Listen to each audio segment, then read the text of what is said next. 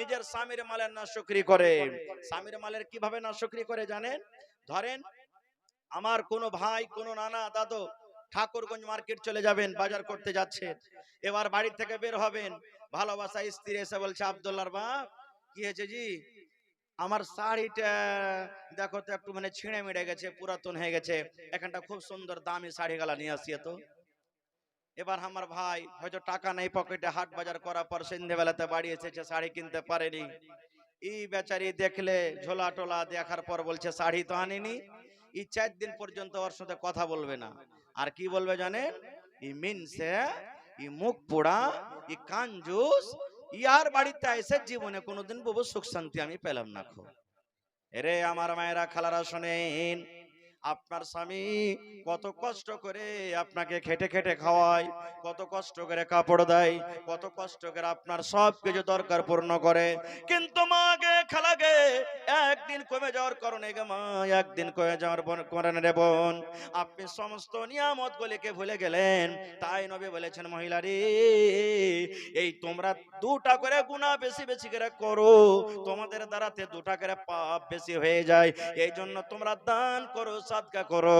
দান করতে গেলে রব্বুল আলামিন তোমাদের গুনাহকে মাফ করে দেবেন। রাসূল বললেন দান করো। কোথায়? ঈদগাহের মাঠে। মানুষ জালসা শুনতে যায় তো টাকা নিয়ে যায়। এবার নামাজ পড়তে কে কয়টা টাকা নিয়ে যায় ভাই? কিন্তু নবী বললেন দান করো। ওরে আল্লাহ, হযরত বেলাল বলছেন আমি তলিয়ে বিছিয়ে দিলাম। যেমন আজকে আমার জালসাওয়ালারা মহিলা প্যান্ডেলে চাদর দিয়ে ফোটালছেন, হযরত বেলাল বলছেন আমি তলিয়ে বিছিয়ে দিলাম, রুমাল বিছিয়ে দিলাম। এবার বেলাল বলেন ওই ঈদগাহের ময়দানে এবার মহিলার দল দান করতে শুরু করলেন। ওরে আল্লাহ, কে গলা থেকে হার খুলে দিয়ে দিলেন, কে কান থেকে কানের বালি দিয়ে দিলেন, কে নাক থেকে নাক মুনে দিয়ে দিলেন, কে হাত থেকে আংটি খুলে দিয়ে দিলেন, কে হাত থেকে টাকা খুলে দিয়ে দিলেন, কে পা থেকে পায়াল খুলে দিয়ে দিলেন, যে টাকা নিয়ে গেছিলেন টাকা দিয়ে দিলেন, যার কাছে যা গয়নাগাটি ছিল সুবহানাল্লাহ খুলে খুলে আল্লাহর নবীর সামনে সব হাজির করে দিলেন। নারে তাকবীর, সুবহানাল্লাহ। এ আমার মায়েরা, খালারা, তাহলে জাহান্নাম থেকে বাঁচতে গেলে 2টা কাজ করতে হবে। 2টা কাজ থেকে বাঁচতে হবে। একটা লান্তান করতে হবে না, 2 নম্বর কাজ সুবহানাল্লাহ নিজের স্বামীর মালের নাশকরি করতে হবে না। আর একটা কাজ বলে দি, আল্লাহ রাসূল বলেছেন যদি কোনো মা, যদি কোনো খালা, যদি কোনো নানি, যদি কোনো দাদি বেঁচে থাকাকালে আল্লাহ রাসূল বলেছেন মহিলারে তোমরা যদি আল্লাহর জান্নাত পেতে চাও, আল্লাহর জান্নাত যেতে তোমরা যদি চাও রে মহিলা, বেঁচে থাকাকালে তোমাদেরকে 4খানা কাজ করতে হবে। যদি কোনো মহিলা 4খানা কাজ করতে পারে তাহলে নবী বলেছেন মহিলা তোমাদের জন্য আল্লাহ রাব্বুল আলামিন জান্নাতের 8খানা দুয়ার খুলে দিবেন। তোমাদের জন্য আল্লাহ জান্নাতের 8খানা দরজা খুলে দিবেন। যেই দরজা দিয়ে ইচ্ছা তুমি জান্নাতের ভিতরে চলে যাবে। 1 নম্বরে নবী বলেছেন আল মারআতু ইদা সাল্লাত খামসাহা, যদি কোনো মহিলা 5 ওয়াক্ত নামাজ পড়তে পারেন। 2 নম্বরে নবী বলেছেন ওয়া সামাত শাহরাহা, রমজান মাসের যদি 1 মাস ধরে রোজা রাখতে পারি। 3 নম্বরে নবী বলেছেন ওয়া আতাআত বালাহা, আল্লাহ রাসূল বলেছেন যদি কোনো মহিলা নিজের স্বামীর খিদমত করতে পারে। 4 নম্বরে নবী বলেছেন ওয়া আহসানাত ফারজাহা, যদি কোনো মহিলা নিজের লজ্জাস্থান হেফাজত করতে পারে, পর্দাশীল হয়ে চলতে পারে। আল্লাহ রাসূল বলেছেন মহিলা তোমাদের এই 4টা নেকির কারণে, 4খানা আমল করার কারণে আল্লাহ রাব্বুল আলামিন জান্নাতের 8খানা দুয়ার খুলে দিবেন। আর বলবেন বান্দিরে এসো এসো এসো তুমি আমার জান্নাতের ভিতরে চলে যাও। প্রথমে কি? 5 ওয়াক্তের নামাজ। ওরে সুবহানাল্লাহ, ভাইরা তো আছেন, মায়েরা খালা নামাজে খুব পিছনে, নামাজ পড়বে না। কত মা খালা তেমন আছেন, কি করবো যে মৌলভী সাহেব নামাজ পড়িতে পারি না, 8 আনা 4 আনা 10 পয়সা 20 পয়সা ছেলে পিলা বড় বাড়িতে আছে, নামাজ পড়িতে পারি না। আল্লাহ এরকম বাহানা শুনবেন না কিয়ামতের দিন। আল্লাহ রাব্বুল আলামিন এরকম বাহানা শুনবেন না কিয়ামতের দিন। ভাই মুসলমান, নামাজ পড়তে হবে। দ্বিতীয় কথা, নামাজের তারিকা নবীজির মতো পড়তে হবে, যেভাবে নবীজি পড়ে গেছেন। না হলে সারা জীবন নামাজ পড়তে গেল আল্লাহর দরবারে নামাজ কবুল হবে না। একটা গল্প মনে পড়ে গেল, একটা লোক নামাজ পড়ে না, মসজিদে যায় না। গ্রামের একটা মৌলভী সাহেব বলছেন যে হাজি তুমি নামাজ কেন পড়ো না? নামাজ পড়ে কি পাবো মৌলভী সাহেব, নামাজ পড়ার দরকার কি? ওই টাইমখানে যদি আমি খাটতে যাই তো হয়তো 10 টাকা আমার আমদানি হবে, নামাজ পড়ার দরকার নেই। মৌলভী সাহেব মান্তিক পড়ালো, জানছেন যে একে নমাজের দিকে কেমন করে ডাকতে হবে, তো বলছে এক কাজ করো, 5 ওয়াক্তের আল্লাহ তাবারক ওয়া তাআলা নামাজ ফরজ করেছেন, তুমি নামাজ পড়ো, প্রত্যেক ওয়াক্তে 10 মিনিট 15 মিনিট করে লাগবে, তোমাকে 10 টাকা তোমাকে দেওয়া হবে, তুমি নামাজ পড়ো। এবার নামাজ পড়তে শুরু করেছেন, একদিন দুদিন 5 দিন করতে করতে মাস লেগে গেছে। এবার লোকটা মৌলভী স্যারের কাছে চলে এসে, মৌলভী সাহেব আজ 1 মাস হয়ে গেছে, আপ দাও 10 টাকার হিসাবে 1 মাসের নামাজের টাকা দাও এখন। তো মৌলভী সাহেব বলছেন যে আচ্ছা তুমি নামাজটা পড়লে কার জন্য?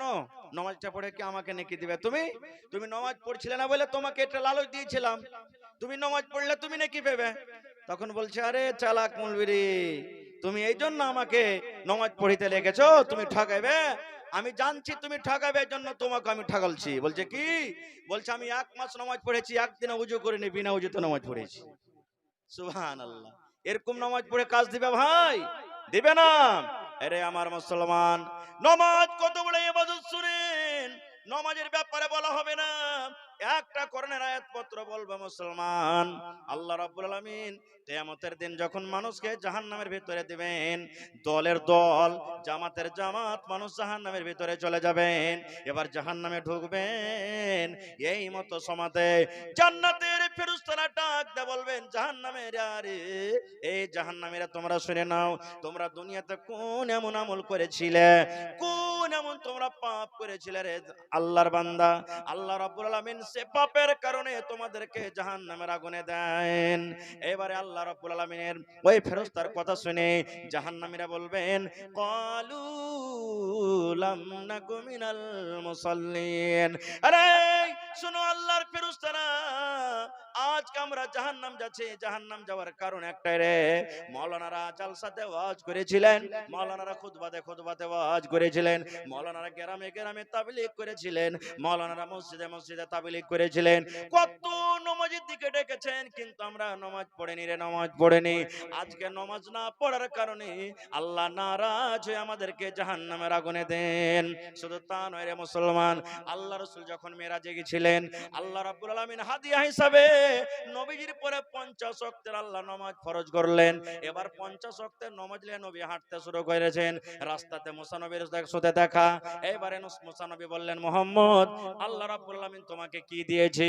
এবার নবী বললেন মুসা, আল্লাহ রাব্বুল আলামিন আমার উপরে আমার উম্মতের উপরে 50 ওয়াক্তের আল্লাহ তাআলা নামাজ ফরজ করেছেন।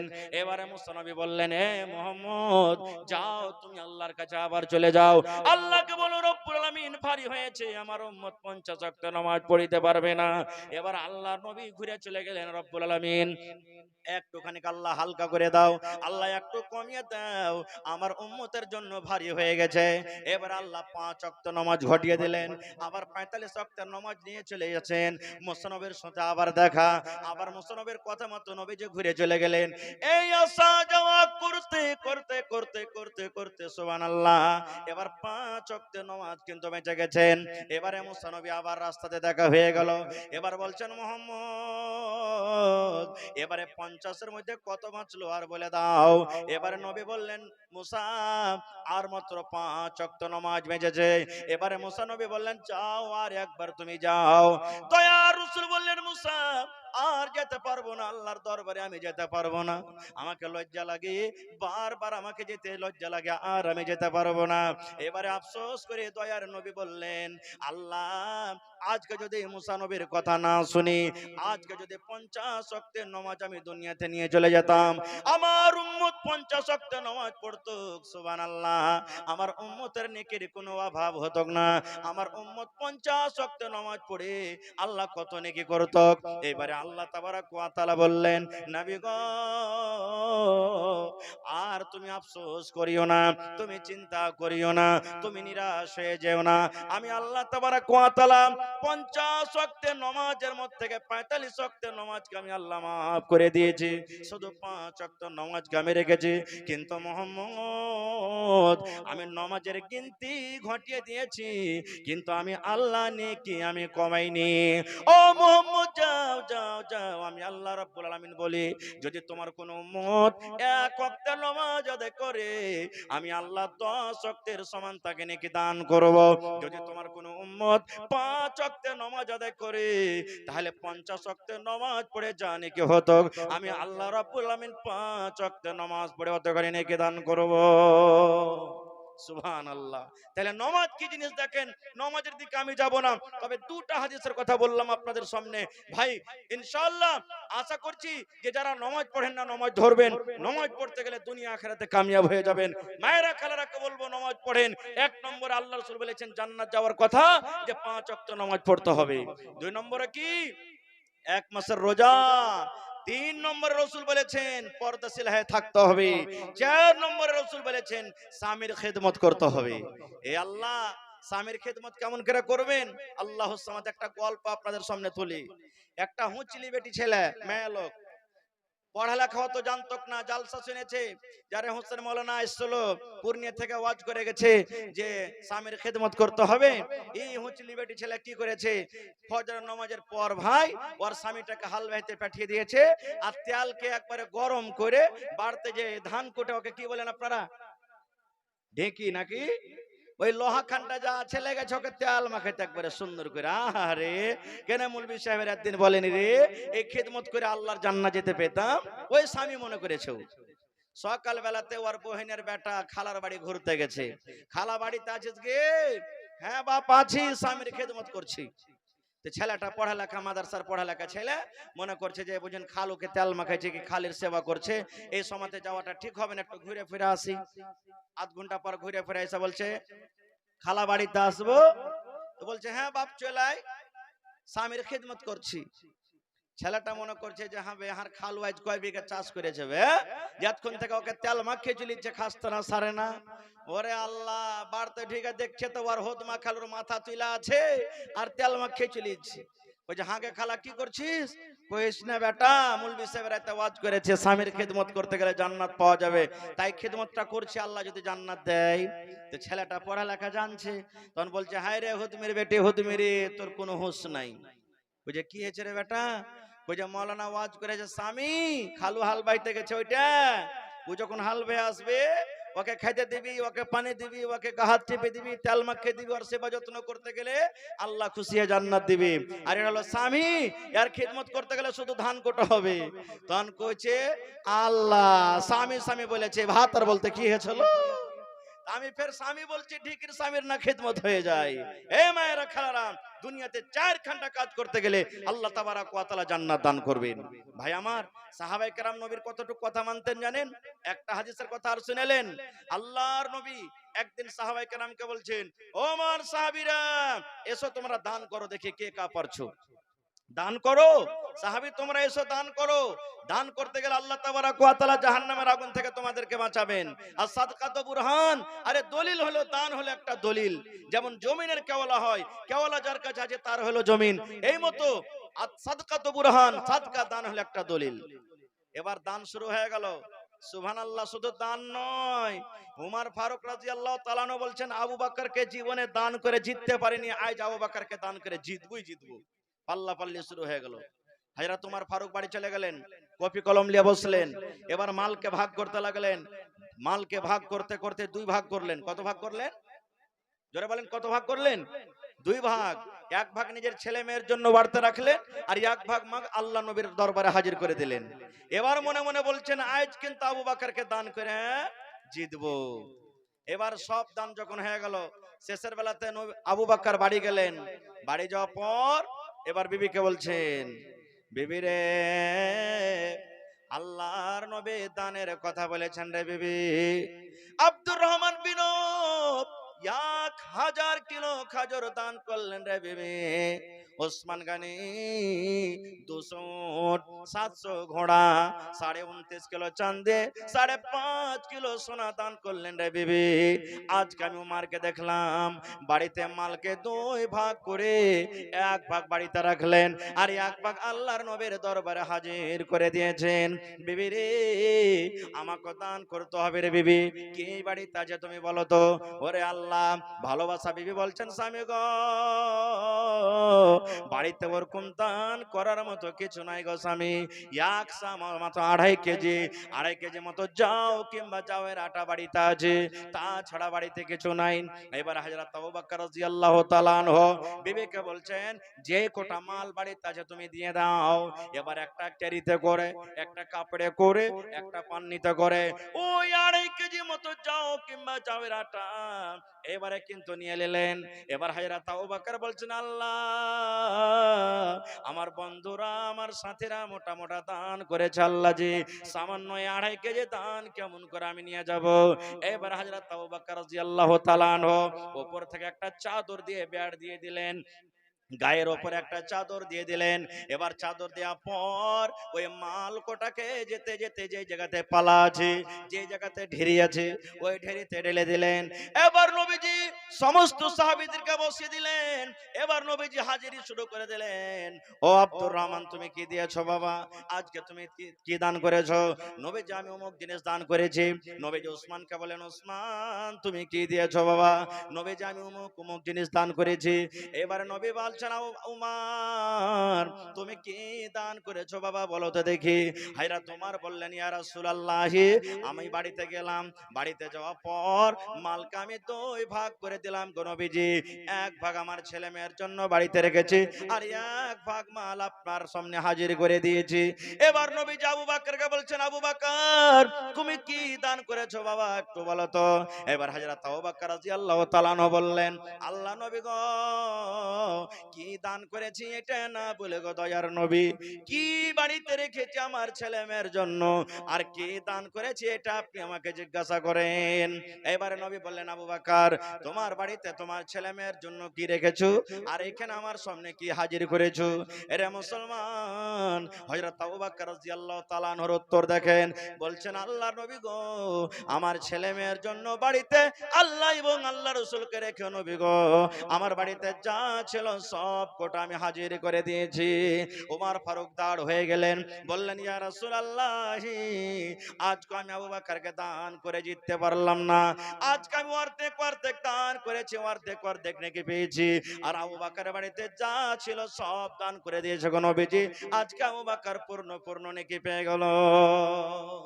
ভাই আমার তাহলে আজকে 1 টাকা দিবেন তো 1 টাকা আপনাদের কাছ থেকে নিব, 5 টাকা দিবেন 5 টাকা নিব। তবে একটা আবদার আপনাদের কাছে আছে এলাকার মধ্যে, আপনারা কেমন দান করেন আমি জানি না। আল্লাহুস সামাদ এই বছরে একটা জালসা করলাম, একটা আল্লাহর বান্দা 8,95,000 টাকা দান করেছে একটা লোক এই বছরে জালসাতে। একটা লোক 4 লক্ষ টাকা দান করেছেন, সুবহানাল্লাহ। এইভাবে মোটা মোটা দান পাওয়া গেছে। তবে দেখি আজকে এই মাদ্রাসার জন্য, নিজামিয়া মাদ্রাসার জন্য আল্লাহর কোন বান্দা আছেন একটা লোক 25,000 টাকা দান করতে পারবেন? দেখি একটা লোক 20,000 টাকা দান করতে পারবেন? একটা লোক 15,000 টাকা দান করতে পারবেন?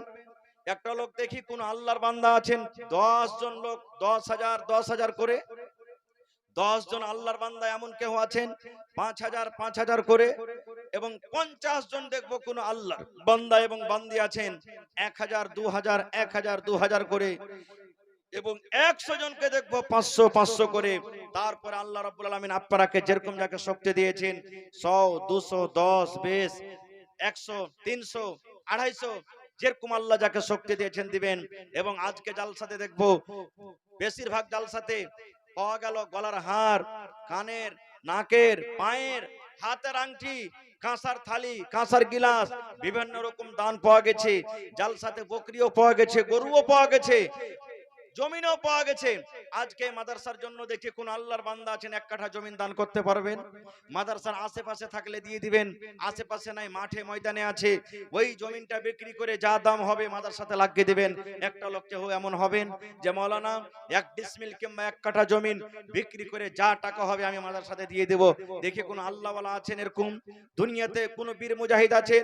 আজকে হযরত আবু বকর রাদিয়াল্লাহু তাআলা আনহুর জোড়া কি হবেন? আল্লাহ রাসূল বলেছেন উম্মত তোমরা জাহান্নামের আগুন থেকে বাঁচো, উম্মত তোমরা জাহান্নামের আগুন থেকে বাঁচো, উম্মত তোমরা জাহান্নামের আগুন থেকে বাঁচো। নবীজি বলেছেন কি বাঁচো? যদি তুমি বেশি দান করতে না পারো, মোটা মোটা করে দান করতে পারো না, তুমি গরিব মানুষ, তোমার শক্তি নেই, তবে তুমি খাজুর যে বাড়িতে আছে খাজুরকে 2 টুকরা করে 1 টুকরা তুমি দান করো। এতখানিও তুমি পারলে ওখানটায় দান করো, কিন্তু দান করো আর জাহান্নামের আগুন থেকে বাঁচো।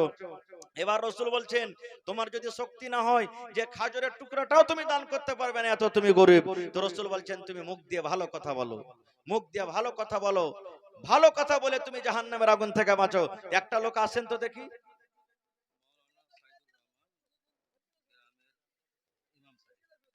মাশাআল্লাহ, আমার শ্রদ্ধেয় মাওলানা সাইদুর রহমান সাহেব গ্রামের ইমাম সাহেব 2000 টাকা দিলেন। মাশাআল্লাহ। আর 3000 টাকা পারবেন না? আর মাওলানা আছেন? মাওলানা সাইদুর রহমান সাহেব, মাওলানা খতিব সাহেব, আইসুর রহমান সাহেব, জি সালাম মুসাফা করবেন না আমার নানা? আইসেন তো দেখি, মুসাফির মানুষ। জি, আর 3000 টাকা চাচ্ছি, 2000 দিয়েছে। জি, ভালো আছেন? মাশাআল্লাহ, ভালো আছেন? দেখেন মানুষরা বলে যে মাওলানারা দান করে না, আজ দেখেন আমার চাচাজি মাশাআল্লাহ আইসুর রহমান সাহেব, আল্লাহ দুনিয়াতে সুখের জীবন দিয়েছে, আখিরাতে আল্লাহ সুখের জীবন দিও। তো চাচা আর 3000 টাকা দিয়ে প্রথম কলম 5000 পুরিয়ে দেন আপনি। মানসুর আলম 500 টাকা। মাশাআল্লাহ, কয়েন আলহামদুলিল্লাহ। পরে দিয়ে দিবেন, না পারলে এখন দিয়ে দিবেন। 3000 হয়ে গেল। নারে তাকবীর! আরে ভাই একটু জোরে নারা পড়েন, নারে তাকবীর! আমার চাচা জান মাওলানা আইসুর রহমান সাহেব 5000 টাকা। মাশাআল্লাহ, 10 কলম চেয়েছি ভাই, 1 কলম হয়ে গেল, আর মাত্র 9 কলম আছে, 5000 করে। মাশাআল্লাহ, জাযাকাল্লাহ। রব্বানা ইন্নানা আমান্না ফাগফির লানা যুনুবানা ওয়া কিনা আযাবান নার। আল্লাহ আমার মাওলানা 5000 টাকা আল্লাহ তোমার এই মাদ্রাসার জন্য দান করে দিলেন, কোরআনের জন্য দান করলেন। আল্লাহ 5 লক্ষ টাকা মনে করে তুমি কবুল করে নাও। আল্লাহ রোজি রোজগারে বরকত দাও, আল্লাহ তুমি কামাই ধামাইতে বরকত দাও, দুনিয়ার ভেজাল দুনিয়ার ফিতনা থেকে আল্লাহ বাঁচাও। আল্লাহ মা বাপ দাদু দাদি নানা নানি শ্বশুর শাশুড়ি যারা কবরে চলে গেছেন, আল্লাহ তারকে কবরে তুমি জান্নাতের বিছানা দিয়ে দাও, আল্লাহ তারকে কবরকে নূর দিয়ে মুনওয়ার করে দাও। রব্বানা তাকাব্বাল মিন্না ইন্নাকা আনতাস সামিউল আলিম। আমিন। জি,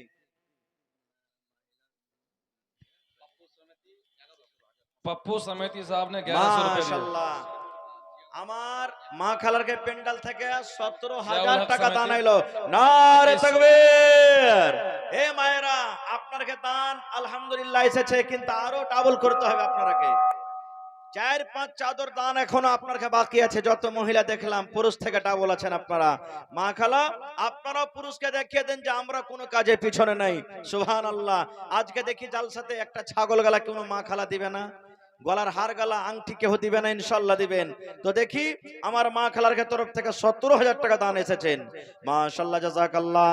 রব্বানা ইন্নানা আমান্না ফাগফির লানা যুনুবানা ওয়া কিনা আযাবান নার। আল্লাহ কে 500 কে 200 কে 1000 কে 10 কে 50 করে আমার মায়েরা খালারা 17000 টাকা আল্লাহ দান পাঠিয়েছেন। আল্লাহ 17 লক্ষ টাকা মনে করে তুমি কবুল করে নাও। আল্লাহ কে মায়ের জন্য, কে বাবার জন্য, কে স্বামীর জন্য, কে ছেলের জন্য, কে শ্বশুরের জন্য, কে শাশুড়ির জন্য, যে যা নিয়াতে দান করেছে রব্বুল আলামিন, আল্লাহ তারকে নিয়াতকে তুমি পূর্ণ করে দাও।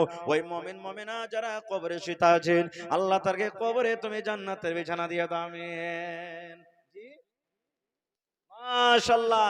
এই দেখেন চাঁদির হার চেয়েছিলাম, ইনশাআল্লাহ আসবে। চাঁদির একটা ঘড়ি পাঠালছেন আমার মা খালারকে পেন্ডাল থেকে মনে হয়। নারে তাকবীর! মাশাআল্লাহ, জাযাকাল্লাহ। আল্লাহ তোমার একজন বান্দি চাঁদির একটা ঘড়ি পাঠিয়ে দিয়েছে রব্বুল আলামিন। আল্লাহ তার দানকে তুমি কবুল করে নাও। আল্লাহ মনের আশাকে পুরা করো। আল্লাহ যতদিন দুনিয়াতে বাঁচবে ঈমানের হালাতে রাখো, নেককার করে রাখো, দিনদার করে রাখো। আমিন। তাইছেন ভাই 5000 টাকার একটা কলম পেয়েছি। 2 নম্বরে কোন আল্লাহর বান্দা আছেন 5000 টাকা দান করবেন, এবং 10000 টাকার একটা কলম, 20000 টাকার একটা কলম চেয়েছি। দেখি একটু তাড়াতাড়ি করে আসেন। মাশাআল্লাহ, আমার নানা জান রিয়াজউদ্দিন সাহেব 3000 আছেন এখানে? নানাজি সালাম করবেন না? রিয়াজউদ্দিন সাহেব আইছেন, পারবেন দিবেন, না পারবেন না দিবেন। ইনশাআল্লাহ হিম্মতে বান্দা মাদাদে খোদা, হিম্মত করতে গেলে আল্লাহ তাবারাক ওয়া তাআলা মদদ করবেন ইনশাআল্লাহ। তো মাশাআল্লাহ কামরুল হক সাহেব 5000 টাকা, মাশাআল্লাহ, ভালো আছেন?